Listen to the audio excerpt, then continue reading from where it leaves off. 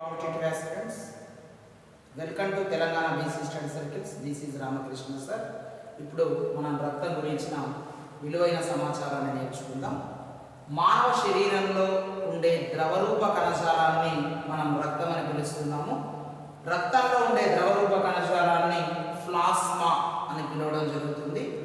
యాక్చువల్గా మన రక్తంలో ఉండే ప్లాస్మా 55% ఉంటుంది. రిమైనింగ్ 45% బ్లడ్ సెల్స్ అనగా రక్త కణాలు ఉండడం జరుగుతుంది. అసలు రక్తాన్ని గురించి స్టడీ చేయడం, అధ్యయనం చేయడాన్ని హెమటాలజీ అని పిలవడం జరుగుతుంది. రక్తాన్ని హిమము అని పిలుస్తున్నాము. మానవ శరీరంలో ఉండే రక్తం ఎరుపు రంగులో ఉంటుంది. ఇలా ఎరుపు రంగులో ఉండడానికి కారణం హిమోగ్లోబిన్. అదేవిధంగా బొద్దింకలో ఉండే రక్తం తెలుపు రంగులో ఉంటుంది. దానికి కారణం లాస్ ఆఫ్ హిమోగ్లోబిన్. మరి నత్తలో ఉండే రక్తం నీలి రంగులో ఉంటుంది. దానికి గల కారణం హీమోసయనిన్.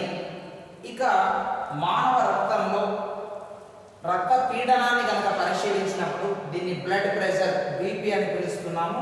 120/80గా చూపించడం జరుగుతుంది. ఇందులో పైన 120ని సిస్టోలిక్ ప్రెషర్ అని, 80ని డయాస్టోలిక్ ప్రెషర్ అని పిలవడం జరుగుతుంది. రక్త పీడనాన్ని కొలిచే సాధనం పేరు స్పిగ్మోమానోమీటర్. ఇందాక మనం మాట్లాడుకుంటున్న 55% ప్లాస్మాలో 4 ప్రోటీన్ వర్ణకాలు ఉంటున్నవి. అవి ఆల్బ్యూమిన్, గ్లోబ్యులిన్, ఫైబ్రినోజన్ అండ్ ప్రోథాంబిన్. ఇందులో రక్తం గడ్డకట్టడంలో క్రియాశీలకమైన పాత్రను పోషించేవిగా ఫైబ్రినోజన్ అండ్ ప్రోథాంబిన్ను మనం చెప్పొచ్చు. అదేవిధంగా ఆరోగ్యవంతమైన మానవుల్లో దాదాపుగా సరాసరిగా 5 నుంచి 6 లీటర్ల రక్తం ఉండే అవకాశం ఉంది, ఉండాలి కూడా. ఇక 3 నెలల వ్యవధిలో అంటే 90 రోజుల వ్యవధితో మానవుడు రక్తం ఇవ్వడం అనేటువంటి ప్రాసెస్ కొనసాగించవచ్చు. అంటే రక్తం ఇవ్వడానికి ఎలిజిబిలిటీ డ్యూరేషన్ వచ్చేసి మినిమం 3 మంత్స్ డ్యూరేషన్, అనగా 90 రోజుల వ్యవధి.